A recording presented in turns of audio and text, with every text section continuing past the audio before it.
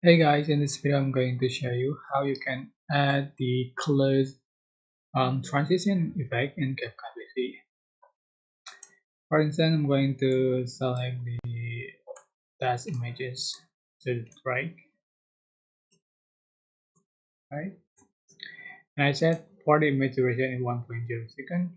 And I'm going to add the colors transition, just click transition. You can find the new pro effect. This is Collage. Just download and add to track. You can adjust for duration in 0.5 second and apply it to all the clip, and you can see for the final result. Alright, so this is pro effect, and you can join pro first to be able to use this effect. So I hope this information was helpful for you guys. Don't forget to like, comment, share, and also subscribe. If you have any question, please leave in the comment section down below. Thank you so much for watching. So you can add the audio text effect you like to your clip.